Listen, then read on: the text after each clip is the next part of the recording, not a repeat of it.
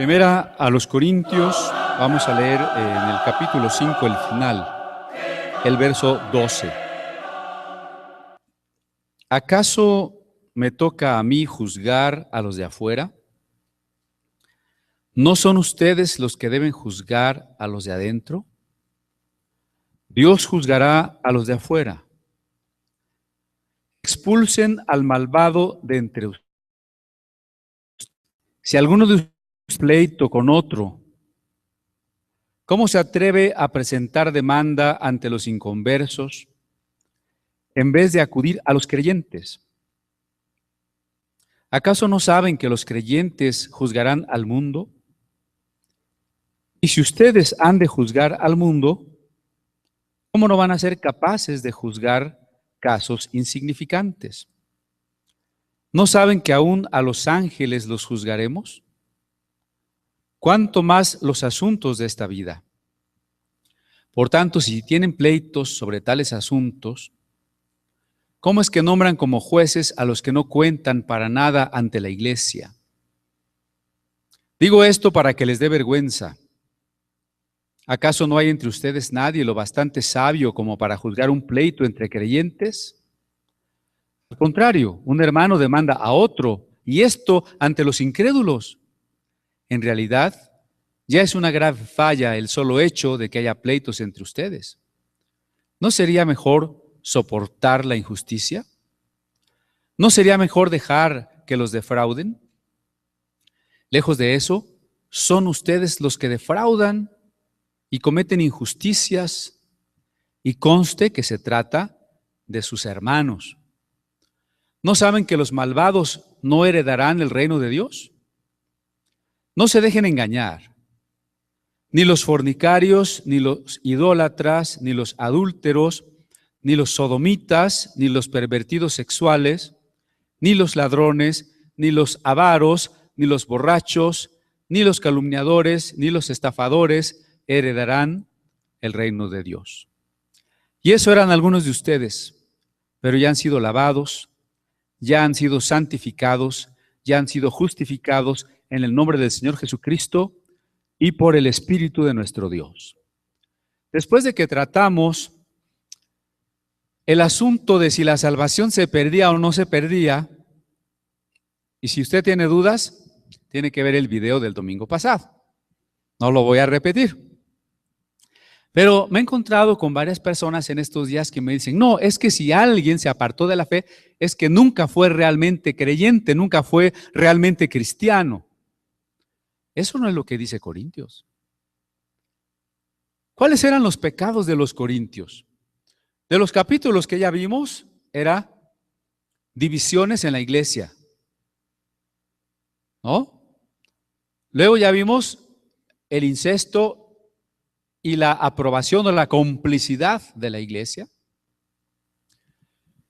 Ya vimos los falsos apóstoles y que la iglesia no discierne, no es crítica y entonces sigue a los falsos apóstoles. Y si continuamos, vamos a ver que había problemas en el área sexual, capítulo 7, que había participación de idolatría, capítulo 8. Vamos a ver 8, 9 y 10. Y en el 11, que había rebeldía en las mujeres, que en la Santa Cena se emborrachaban los hermanos. Estuvo rico el vino de hoy, ¿verdad? Pero fue un vasito así. Pues se emborrachaban los hermanos en Corinto. En el capítulo 12 vamos a ver que abusaban de los dones del Espíritu, que el culto era un desorden, que se hacían muchas cosas que no eran para edificación. En el capítulo 15 vamos a ver que muchos negaban la resurrección. Bueno, usted diría, ¿eran cristianos o no eran cristianos? Un hermano legalista nos diría, no eran cristianos. Pero Pablo dice aquí, ¿no saben que ustedes, los santos? A ver, Pablo, espérame, ¿le estás diciendo santos a esos hermanos desordenados? ¿A esos hermanos medios happies? ¿Les estás diciendo santos? No solo le está diciendo santos, porque dice ustedes los santos juzgarán al mundo, juzgarán a los ángeles. También les está diciendo en el verso 11, ya han sido lavados, ya han sido santificados, ya han sido justificados. ¿Ve? Ese es un equilibrio entre las posturas que quieren ver en cualquier falla una pérdida de la salvación y las posturas de los que creen que el que es salvo siempre va a ser salvo y si no lo fue es porque en realidad nunca lo fue. No, Pablo aquí reconoce que aún el cristiano carnal es salvo. Pero por esa misma razón hay que cuidar la salvación con temor y temblor porque aquí dice que los avaros, los idólatras, los fornicarios no heredarán el reino. ¿Verdad? No se trata de que por las obras yo pueda conservar mi salvación. Sería un legalismo pensar así. Cristo ya me salvó, pero si no me porto bien la pierdo. Eso es un legalismo. Cristo ya me salvó y si me porto bien, yo también la voy a alcanzar, la voy a conservar. Ese es un legalismo. La salvación es gratis. La salvación es un regalo.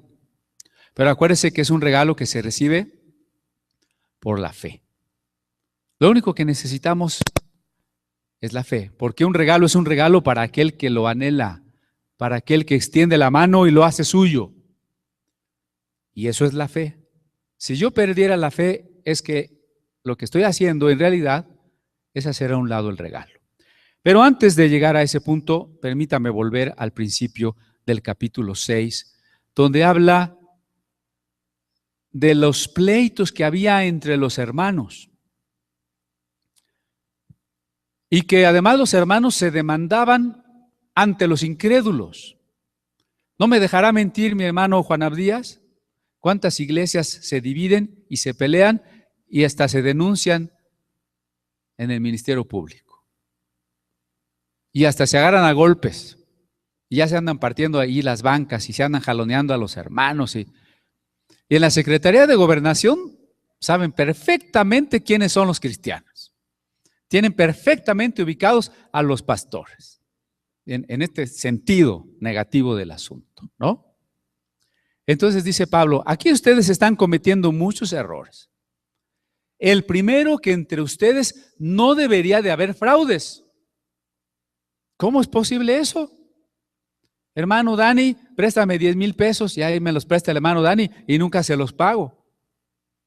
Eso no debería de suceder. Eso es lo primero que no debería de suceder, ¿no? Que no hubiera fraudes entre nosotros.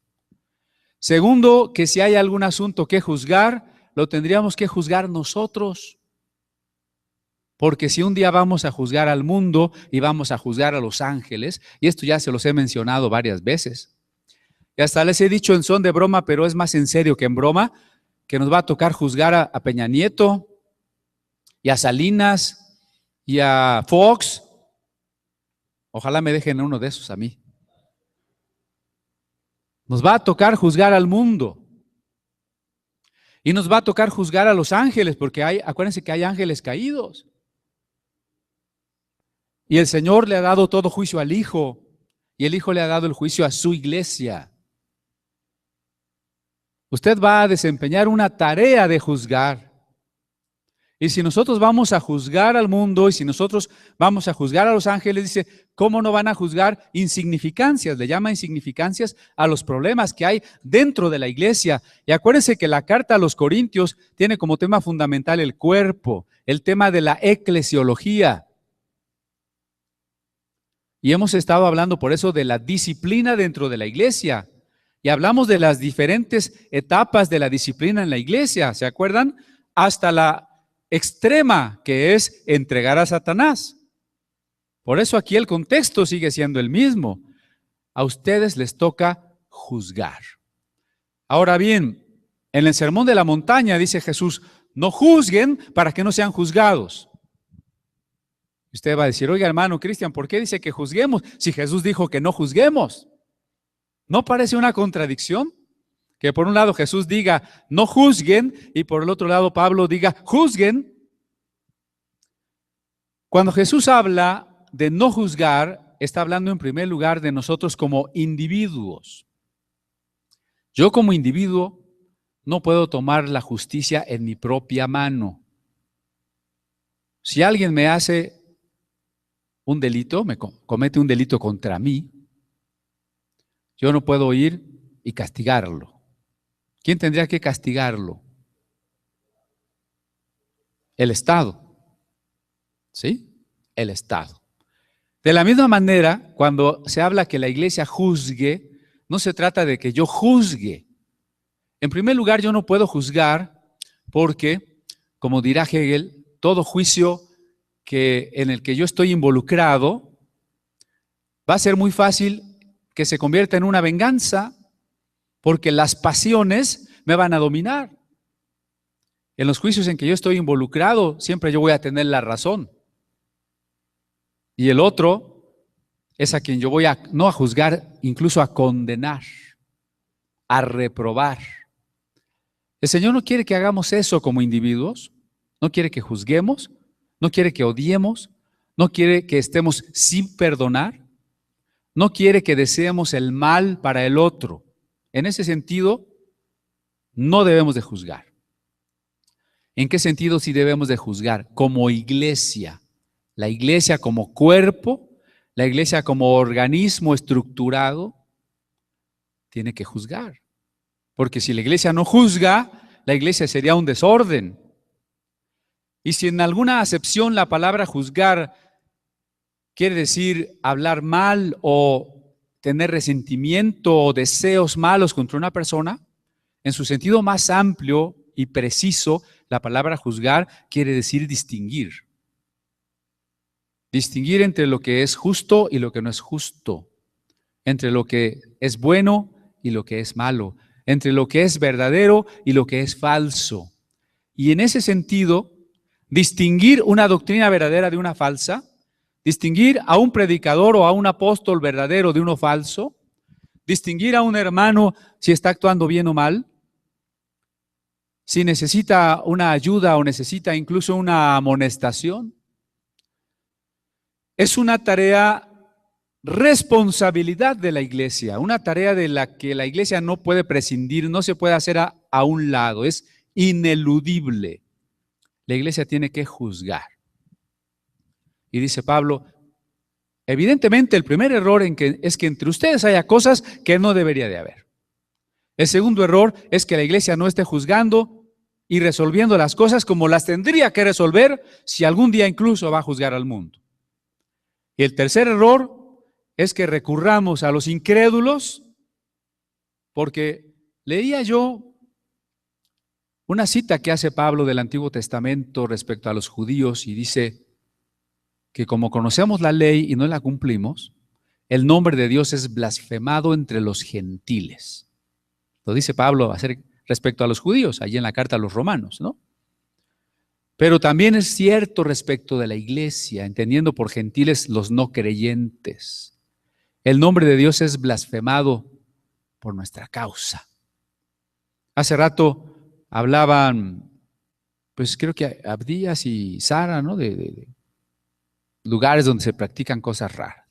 Muchas veces el nombre de Dios es blasfemado por nuestra causa, pero también porque muchas veces no vivimos el evangelio. Y la gente, aunque no crea, espera algo de nosotros. La gente nos critica por ser cristianos y aparentemente no quiere ser cristianos, pero si llegamos a fallar nos dicen, pues no que eras cristiano. Quiere decir que en el fondo tienen un parámetro de quién es quién y que están esperando algo de nosotros, ¿no? Así que cuando nosotros fallamos, el nombre de Dios es blasfemado entre los gentiles. Yo quiero ir a un punto. Cuando Pablo habla de juzgar y de que juzgaremos al mundo, es que los creyentes tenemos que tener una idea más profunda de lo que es la justicia. Yo creo que una de las razones, solo una, seguramente otras son culpa mía, pero una de las razones por las que no está todo aquí lleno es porque a muchos hermanos no les gusta pensar. Si diéramos unos mensajes más ligeritos, ¿verdad? De que nos fuéramos así como que, ay, el Señor me va a bendecir, me va a sanar. Yo creo que sí estábamos más llenos. No nos gusta pensar. Pero cuando en la Biblia hay términos como libertad, y yo me he encontrado con que le pregunto a los hermanos, a ver, hablamos de libertad, de que Jesús nos hace libres. ¿Qué es la libertad? Ya nos metemos en problemas, ya no sabemos. Ahora, justicia. Pablo está hablando de justicia. ¿Qué es la justicia? Soy un poco temerario al querer hablar de la justicia, porque aquí tenemos a nuestro hermano Cuauhtémoc, que tiene maestría en Derecho, y nuestro hermano Abdías, que tiene doctorado en Derecho, ¿verdad? Pero, ¿qué es la justicia? Quiero subrayar que el cristiano tiene que ser verdaderamente diferente al que no conoce a Cristo. Parte del problema del cristianismo tibio, por el cual el nombre de Dios es blasfemado, es que el cristiano no se distingue del no cristiano más que en el hecho de que el domingo se reúne. Parece que esa es toda la diferencia. Por lo demás, el cristiano tiene las mismas opiniones, sigue las mismas modas, le gustan las mismas cosas, ve las mismas películas, oye la misma música, lee los mismos libros, es igual de consumista que el no cristiano. Está igual de preocupado por la posición social, por el reconocimiento de los demás. Y eso es parte del problema por el que nuestro mundo vive engañado. Nosotros vivimos en un sistema injusto. El capitalismo y lo que se alcanzó a dar del socialismo, ambos, son un sistema injusto. Un sistema donde cada vez hay un mayor número de pobres, que son cada vez más pobres, y cada vez hay un número más reducido de ricos, que son cada día más ricos. Es un sistema injusto, un sistema que acrecienta la miseria, que acrecienta la ignorancia. Y tienen razón algunos críticos de este sistema injusto. Por ejemplo, un judío filósofo contemporáneo que se llamó Teodoro Adorno dice precisamente: el capitalismo ha establecido una ideología, utiliza los medios de comunicación para que nosotros estemos conformes, estemos de acuerdo en cómo están las cosas. Y si por ahí alguien quiere protestar, medio se le permite para que se pueda dar un tinte de democracia. Hay otro filósofo francés que fue el líder de los movimientos del 68, Herbert Marcuse, que critica también al derecho positivo, a las leyes, a la democracia, al Estado, porque finalmente parece que solo se trata de conservar las cosas como están, de hacer del derecho un instrumento de la injusticia,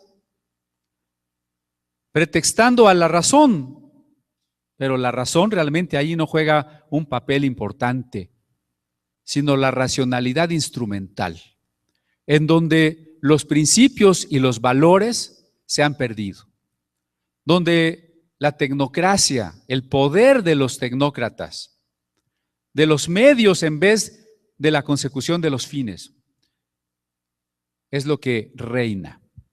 Tal vez esto está un poquito rebuscado. Lo voy a retomar, ¿no?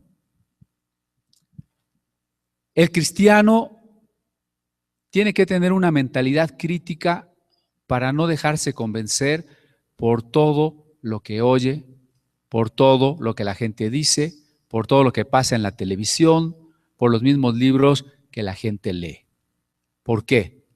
Porque estos son instrumentos para adormecer la conciencia de las personas, para enajenar. Enajenar quiere decir volver ajeno.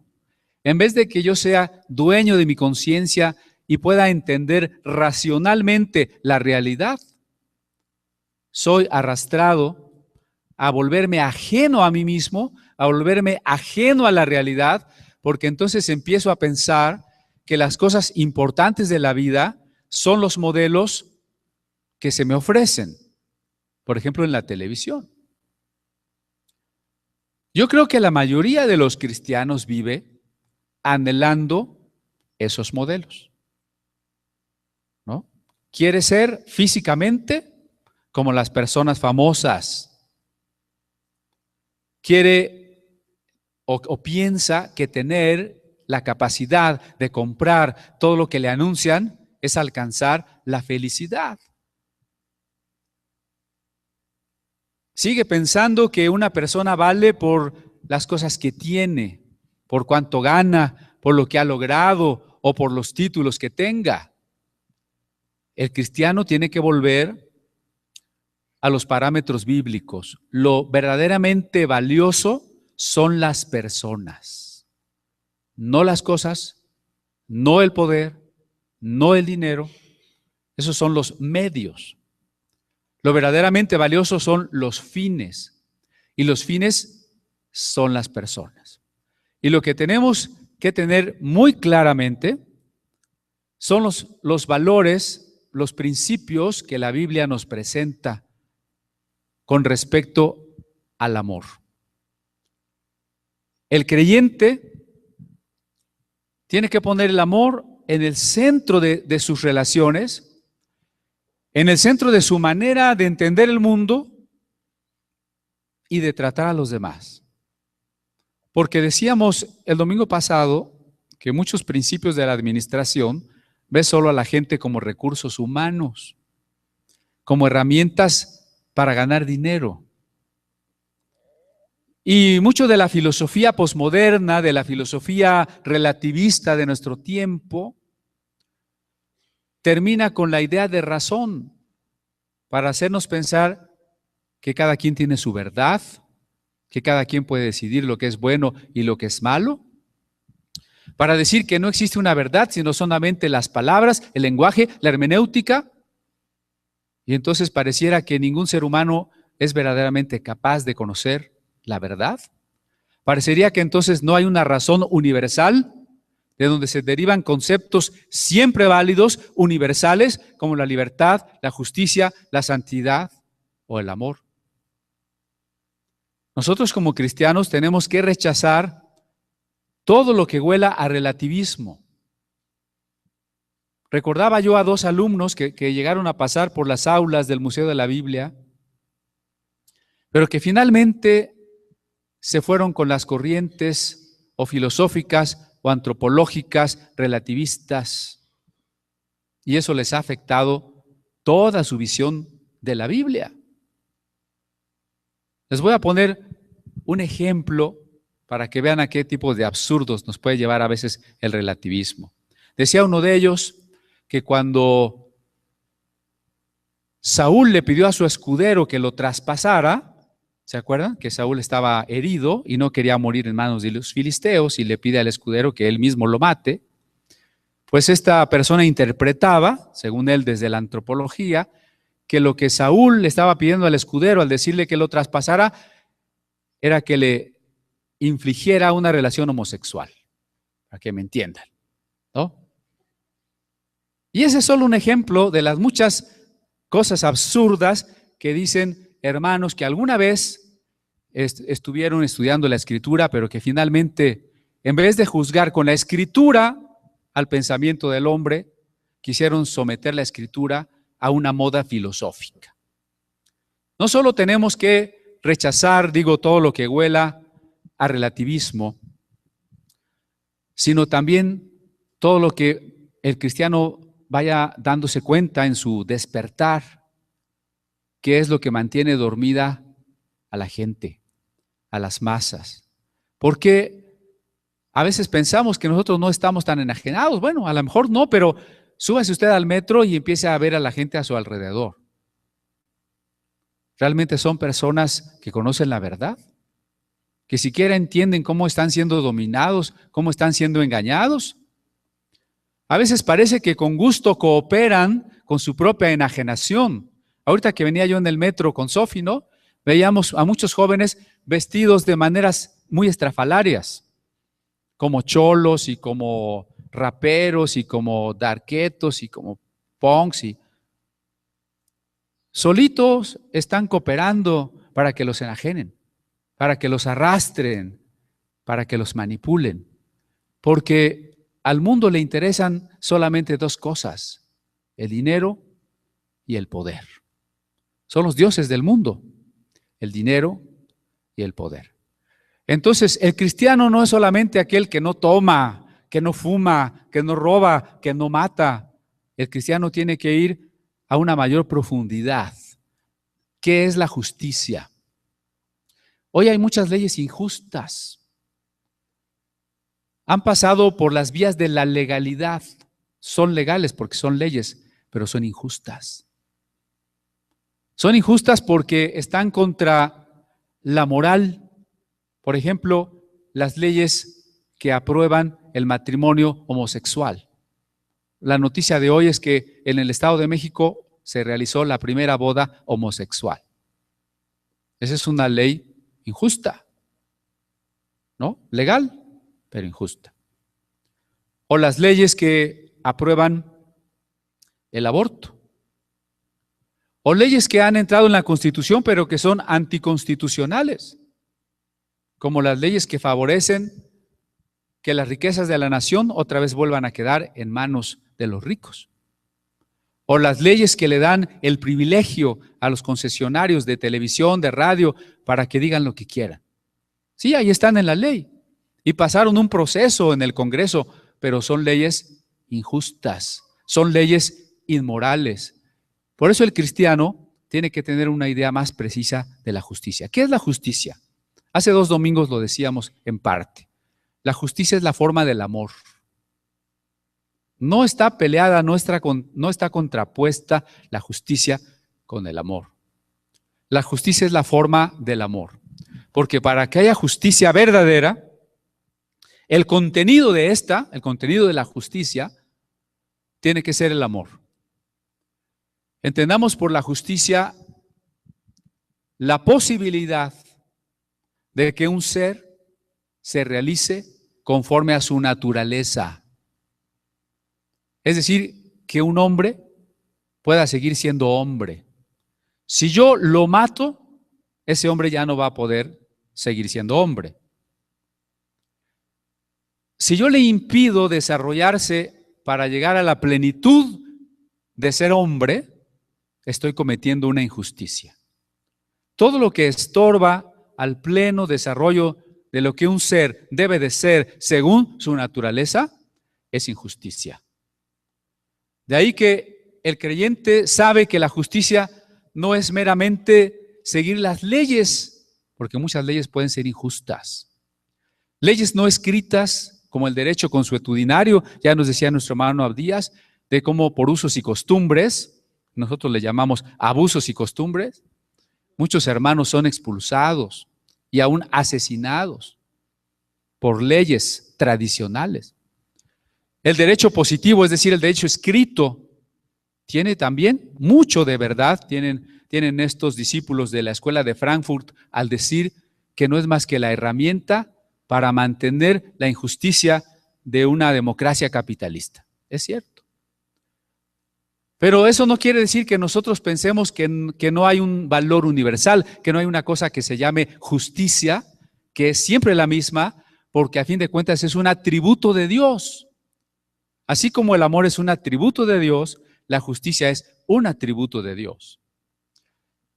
La justicia se aprende en la medida en que leemos la Biblia. ¿Se acuerdan cuando dice toda escritura es útil para instituir en justicia? La justicia no se aprende si no leemos la Biblia.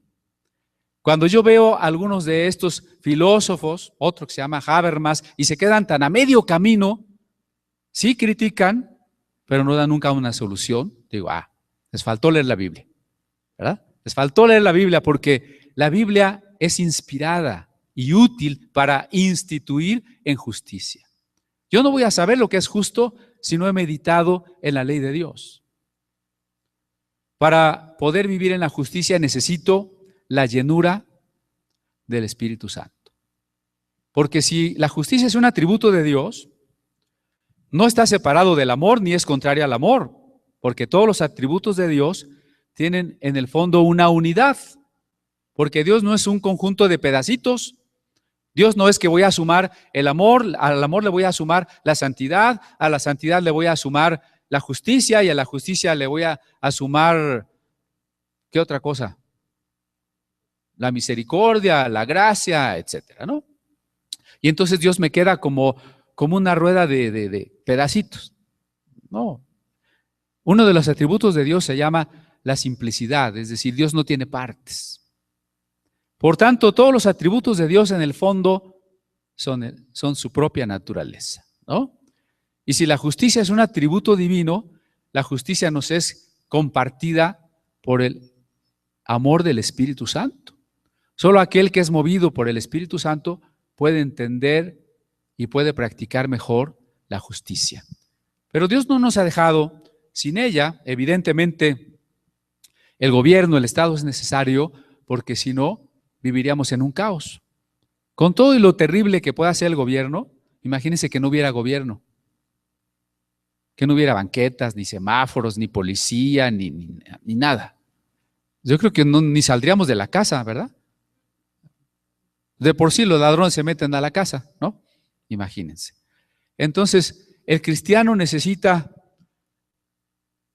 pensar, la iglesia necesita pensar, repensar qué es la justicia. ¿Por qué? Porque dice que nosotros juzguemos las cosas de este mundo y que un día vamos a juzgar a todos los no creyentes y un día vamos a juzgar a los ángeles. De ahí el apóstol Pablo pasa a decir que no cometamos injusticias al final del verso 8, ¿no? No cometamos injusticias. ¿Por qué? Luego nos da unos ejemplos de injusticias. Nos dice, los malvados no heredarán el reino de Dios, verso 9. ¿Quiénes son los? Aquí nos da una lista que seguro no es exhaustiva, pero es un buen ejemplo.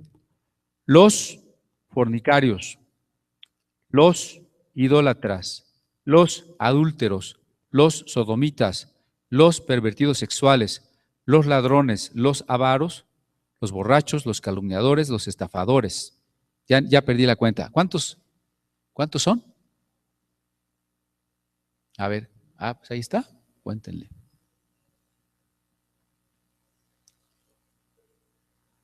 Ahora, aclaro una vez más, Pablo no está hablando de una salvación de obras, porque hay quien usa este pasaje como condenación, porque quiera uno o no quiera, cuando menos está en uno de los de la lista, ¿no? Dani dice que él no, pero bueno, muchos estamos cuando menos en una de esas de la lista, ¿no? En idólatra, ¿quién puede decir, es que yo no tengo nada que esté en un lugar más importante que Dios? Difícilmente podemos decir eso, ¿no? ¿Quién no tiene, no digo tentaciones, todos tenemos, pero algún pecado sexual? Avaros, dice a los avaros. Acuérdense que el avaro es el que se agarra el bolsillo, ¿no? No diezma, no da a los pobres, no es generoso. Ahí entra más de la mitad de otras iglesias, ¿no? O sea, todos ahí, de una manera o de otra, estamos. Y entonces alguien viene y nos acusa, no, tú no tienes la salvación porque esos no heredarán. Acuérdense que Pablo, acto seguido, dice, esto erais algunos. Esto eran, sí, esos no lo heredarán, pero para Dios yo ya no soy eso. Aunque lo sea, para Dios ya no lo soy. Este es el poder del evangelio, ¿no? Sí, a veces me porto como avaro, a veces me porto como adúltero, Y también ahí habla de los afeminados y de los homosexuales, porque acuérdense que hablaba yo de las leyes injustas e inmorales, y no solo son leyes, sino también son a veces hasta teologías. Se ha tratado de desarrollar una teología por grupos feministas y grupos homosexuales, de que en realidad la Biblia no condena la homosexualidad, dicen ellos. Y cada pasaje que habla contra la homosexualidad lo voltean como calcetín para que diga otra cosa. Ahí está muy claro, hermano. Ni los homosexuales, ni los afeminados, que son cosas diferentes, o pueden ser diferentes, porque no todo homosexual es afeminado. Hay homosexuales muy machos, ¿sí? Hay 9 tipos de homosexualidad. Ahorita no es el tema, pero todos los homosexuales, ahí está muy claro, no heredarán el reino de Dios. No tenga usted miedo y diga, híjole, yo no he superado por completo eso, entonces no voy a entrar al reino de Dios. No está diciendo eso, está diciendo, esto eran ustedes, pero ya no son. Ahora, ¿usted qué es para Dios? ¿Un justificado? ¿Un lavado? ¿Un santificado? O como dice al principio del capítulo, un santo.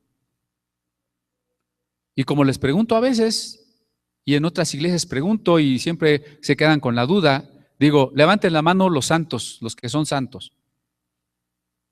Y unos pues no saben si son santos, otros están dormidos, bueno, pero los que pudieron levantaron la mano.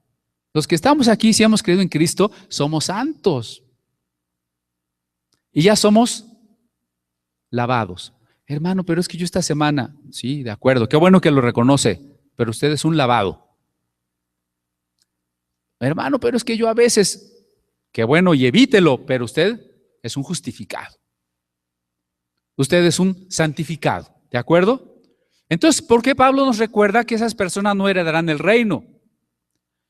Mire, el reino no se reduce a que cuando usted se muera, a ver si su alma se va a ir al cielo o no. El reino es algo mucho más amplio. El reino es que Cristo gobierne nuestra vida y que por ende podamos disfrutar de la intimidad de su amor y de la respuesta a nuestra respuesta a su amor. Y todas las bendiciones que eso conlleva. Fíjese que yo uso un glucómetro para más o menos medirme constantemente el azúcar. Y ayer me encontré el instructivo de un glucómetro que compré hace 6 años y que nunca había leído. Nunca había leído el instructivo. Y ayer que lo empecé a leer dije, todo lo estoy haciendo mal. Y además el instructivo dice que ese glucómetro lo puedo conectar a la computadora y que me va a hacer unas gráficas y que me va a hacer todo un historial. Y entonces yo dije, esto pasa cuando no leemos la Biblia. Estamos haciendo las cosas mal y además nos estamos perdiendo de una serie de ventajas, de bendiciones que ni siquiera sabemos que existen, ¿no? Entonces, el reino de Dios consiste en esas bendiciones, ventajas, intimidad, amor que tenemos con Dios. Y que cuando cometemos esos pecados, estamos perdiendo. En ese sentido, no estamos heredando el reino, es nuestra herencia, pero la estamos ignorando o la estamos tirando a la basura nuestra herencia. ¿Sí me explico? ¿Y qué puede pasar? Perdóneme que vuelva a insistir en eso, que si yo paso mucho tiempo en el pecado y no me arrepiento, mi conciencia se va endureciendo. Y con una conciencia endurecida, puedo llegar a dejar la fe. Acuérdense que el otro camino para negar la fe son las falsas doctrinas. Son 2 maneras, y el otro día les dije hay 2 maneras y ya nomás les dije una. Ahorita les digo las 2, ¿no? Pablo dice a Timoteo, en los postreros tiempos muchos, y estos son los postreros tiempos, muchos apostatarán de la fe, escuchando espíritus de error. Entonces, 2 maneras de abandonar la fe. Permanecer en el pecado y escuchar doctrinas de demonios. Son 2 cosas que tenemos que cuidar porque si no, no heredamos el reino. Ahora el reino es nuestra herencia. Estamos en el reino, hemos nacido de nuevo en el reino. Jesús no está poniendo una condición. Pórtate bien y entrarás al reino. No está diciendo eso. En el reino yo ya nací de nuevo, ya estoy adentro de él, ¿de acuerdo? Lo que está diciendo es que yo no voy a vivir el reino ni a disfrutar los beneficios del reino si estoy viviendo como los que no están en el reino, en una palabra. Y eso es injusticia. Por eso el cristiano tiene que volver a repensar qué es la justicia. ¿Qué es la justicia para su propia vida? ¿Qué es la justicia en su familia? Y reconocer la injusticia en el gobierno. Porque bien nos decía nuestro hermano Díaz que la iglesia está también en una tarea profética de denunciar la injusticia. A veces ponemos en la internet alguna cosa de crítica al gobierno y llueven acusaciones de hermanos que dicen, no hay que criticar al gobierno, hay que estar sujetos, hay que orar por nuestros gobernantes. Sí, hermano, hay que orar por nuestros gobernantes, pero si yo quiero saber qué voy a orar, necesito entender la realidad de mis gobernantes, ¿no? Sino que voy a orar todo chueco. Además ahí no dice que ore, pero no que ore. A lo mejor que tengo que orar que Dios ya se los lleve, ¿no? Porque están terribles estos gobernantes. Entonces, orar por ellos y sujetarse a las autoridades no quiere decir que yo cierre los ojos a las injusticias y no quiere decir que yo cierre la boca a las injusticias.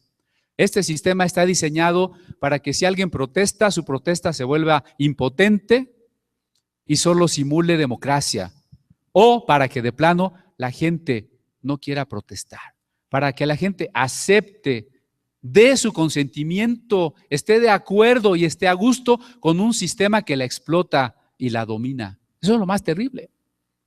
La gente vive de acuerdo y contenta y hasta defiende a un sistema que la explota. Y lo más terrible es que el cristiano sea igual de enajenado y que hay iglesias de derecha y de ultraderecha que parecen así más papistas que el Papa defendiendo al gobierno, ¿no? Tenemos que ser cuidadosos, hermano. Instituirnos en la justicia a través de la lectura de las Escrituras.